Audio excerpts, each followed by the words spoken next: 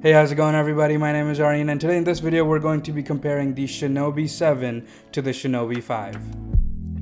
I bought my Shinobi 5 a little over 2 years ago now, and I originally bought it as a B monitor for my Ninja 5 that I used to have. But using this just made me want to completely retire my Ninja 5, and that's what I did. I sold it off and I used this pretty much exclusively.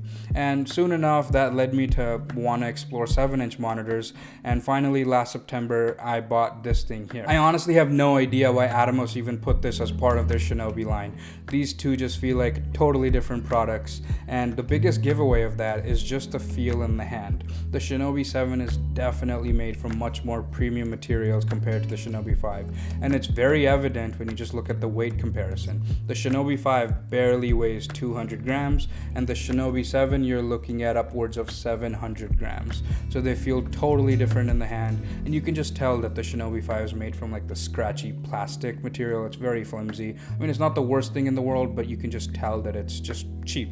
And the Shinobi 7, it's still plastic, but it's much more durable. It just feels good. It's got some heft to it, some weight to it, and it just feels good in the hand, and I really prefer the build quality of the Shinobi 7 over the Shinobi 5. The second biggest difference is definitely just the I/O that you get with the monitor. This is the Shinobi 5 and you get an HDMI in on one side, and on the other side you just get an SD card slot and the battery plate on the back. Just a single Sony style battery on the back. Now compare that to the I/O of the Shinobi 7. You've got two Sony battery slots which are hot swappable, so you don't have to turn your monitor off every time you swap batteries, and you also have an HDMI in and out. The great thing about having an HDMI in and out is that you can bring in your log footage, have a LUT overlay, and actually send your footage with the LUT applied via the HDMI out. So you could have a much bigger monitor connecting out of the HDMI out with a LUT applied to your footage. It's just a fantastic feature. And not only that, it also has SDI in and out. The great thing about that is that it actually does let you cross convert from HDMI in to SDI out or SDI in to HDMI out. It works any which way. It's pretty much all happening internally here, and you just don't have to think about it. There's just a little toggle on your screen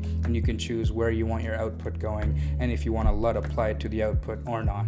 So it's all happening in here. It's just very easy to use. And honestly, having the two battery plates is very handy as well, because I can have two of these really big Sony NPF batteries and they just don't run out pretty much all day. And even if they do, they're hot swappable, so I don't have to turn off my monitor. I can leave it running pretty much indefinitely. If you want one step better and you're using this just in like a studio environment, like something like this, where your monitor won't be moving around too much, you can just connect it directly via the DC ports. You don't have to worry about batteries at all. You don't have to worry about adapters or anything like that. It just plugs directly into right here.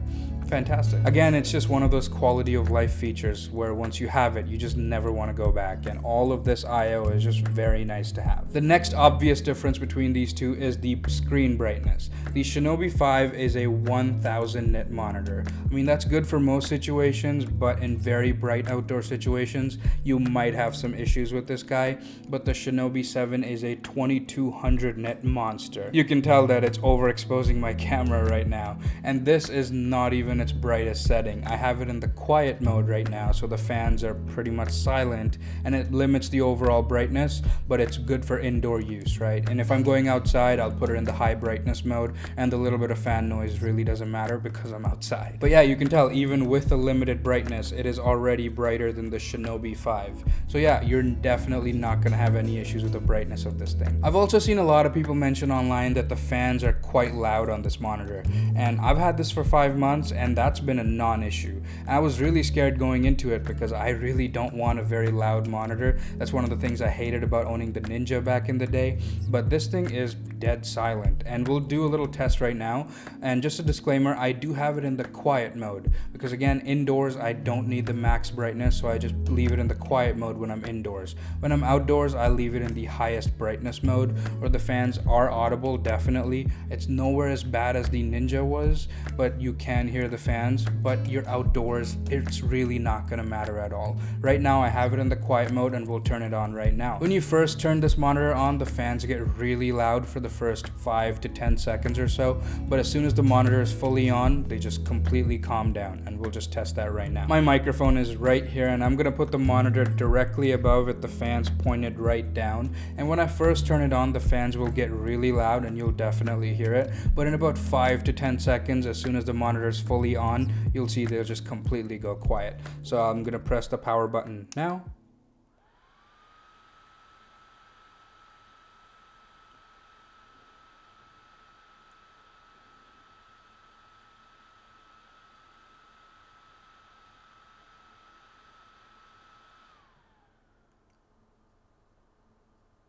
Just like that. Completely quiet now. So that's how long the fans stay on for, and I'm literally right above my microphone. You guys can't hear anything. I mean, it's literally right next to my ear and I can't hear anything. And it doesn't really overheat or anything like that. This just stays like this. I've had it on for multiple hours, no issues at all. Again, I've had this thing for 5 months and I've never run into any kind of fan noise issue, because you don't really need a super bright monitor when you're indoors, so I keep it in the quiet mode. When I go outside, high brightness mode, and gets the job done. The Shinobi 5 just didn't have any fan issues at all. It's a very quiet monitor, but again, it's not as bright as the Shinobi 7. One other feature that I really like about the Shinobi 7 is the ARRI locating pins next to the Q20 mount. So again, that just helps the monitor not spin on itself when you have it on any kind of mount with ARRI locating pins. The Shinobi 5 unfortunately does not have this, and it's just got these screws on either side.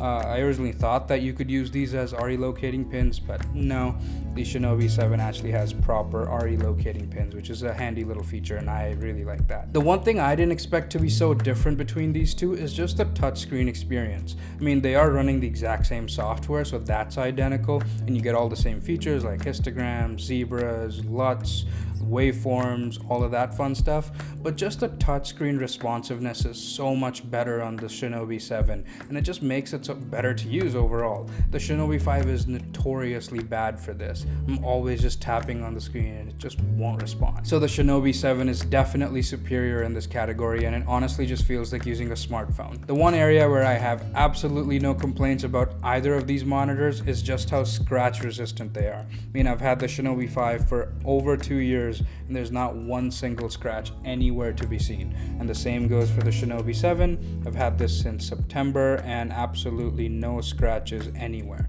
I mean, I have a DesView monitor as well. I am using it right now to monitor myself, and this guy had scratches the week I got it.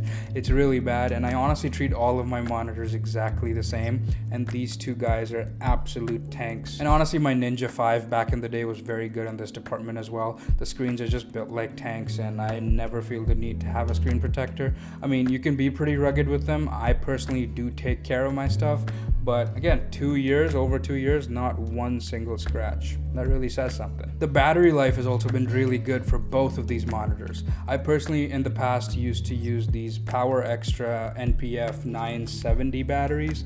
They have roughly 8,000 milliamp hours, and they were great. I personally would have to swap batteries near the end of the day, maybe like 75-80% of the way through. And I recently upgraded to these new Power Extra batteries. These are the NPF 980s. And these guys have 10,000 milliamp hours. That is more than you need all day. One of these on the Shinobi 5, you're set for the entire day, and two of these on the Shinobi 7, you're set for more than the entire day. And these also have a little display on the back, which you can turn on and off with this little screen here. It tells you how much juice you have left. It charges via USB-C, and you can also use this as a power bank in case something else dies. So great little batteries here, and no complaints with the battery life on the Shinobis, either of them with those batteries. Now down to the final question. Which monitor is right for you? I mean, a big part of that is the price. The Shinobi 5 is a $299 US monitor, while the Shinobi 7 is a $599 US monitor. And personally, I'm okay paying the extra price for the Shinobi 7. I'm just really tired of 5-inch monitors. I personally just don't think that it's enough of a jump from the back of your camera LCD screen. I mean, of course, there's going to be better quality, better color reproduction. You can have LUTs on this thing, but just for the convenience, I would rather just use the back of my camera LCD screen unless I'm making a substantial jump and getting a 7-inch monitor. I mean, don't get me wrong, for the first 5-6 years of my career, I pretty much exclusively used 5-inch monitors. I used to have the small HD Focus 5 back in the day, then I got the Ninja 5, the Shinobi 5, and I thought it was great. But ever since I got my first 7-inch monitor, it's just been a total game changer. This is just so much nicer to use. My use case for most of this stuff is either shooting commercials or shooting weddings. And I really like the fact that on a 7-inch monitor, I can just see what my camera is recording from so far away. That's very handy to have. And it's just, I just like looking at a bigger screen now. And 5 months of using the Shinobi 7, I just don't want to go back to the Shinobi 5 anymore. And specifically talking about these two models here, the Shinobi 7 is just a superior product, flat out, in every way imaginable. It's got more I/O on the back, it's just got a better screen, it's got higher brightness, better build quality, the touch screen is nicer, so I think it's just flat out a better product compared to the Shinobi 5. I mean, mind you, there's also a big price difference between these two. And if you feel like your kit doesn't allow for a physically bigger monitor and your budget doesn't allow for a $600 monitor compared to a $300 monitor, then maybe the Shinobi 5 is still the way to go. But again, keep the drawbacks in mind. The touchscreen is not that nice compared to the Shinobi 7. You are missing out on a bunch of I/O. But again, if you just need a simple HDMI in, this is still the way to go. But yeah, I personally would definitely recommend the Shinobi 7 over the Shinobi 5.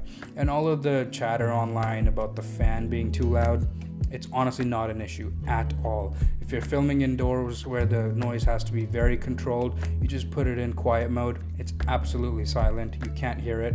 Same for the Shinobi 5, but you just get the extra 2200 nits when you need it outdoors. And the little bit of fan noise there really doesn't make a difference. The only monitor that I really compare to the Shinobi 7 is the Hollyland M1 Enhanced, I believe. And I know that's a 5-inch monitor, but it's in a similar price range as the Shinobi 7, but it's got wireless transmission and receiving built right in. So if that's something you want to incorporate into your workflow, that might be something worth researching. I personally have never used it, but I've heard great things about it. I do want to sell my Shinobi 5 and pick up a Hollyland M1. I just feel like it would be a nice little addition to my kit. But as of right now, I'm sticking to my Shinobi 7 because I just think it's a better product and I love it. Soon enough, I will get rid of the Shinobi 5. Again, the Shinobi 5 is nothing to be laughed at. It's still a great product, and if all your needs are having a decent screen with an HDMI input to have your footage displayed on, then this is a great little product for $300. And I feel like it's a lot better than all the other cheaper brands. Because again, my DesV monitor, like I said, it scratched the first week I got it. Not a very good look. This screen is robust, overall build quality is decent. Again, it doesn't feel too good in the hands, but I've had this for 2.5 years. It's got no issues whatsoever. And it looks good. I think that has to count for something. It's just a good looking monitor. And when you're going on set, you don't want like a clumsy looking piece of gear. Your client's gonna think, I don't know, they're not gonna think very highly of you if you have cheap looking gear. It's just $300, not too bad at all for what it does.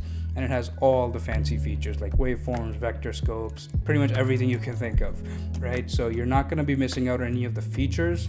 It's just a matter of like, there's the I/O stuff that the Shinobi 5 doesn't have. All right, guys, that was it for me today. I hope you found this video helpful. If you did, don't forget to leave it a like, subscribe for more videos like this, and I'll see you guys next time.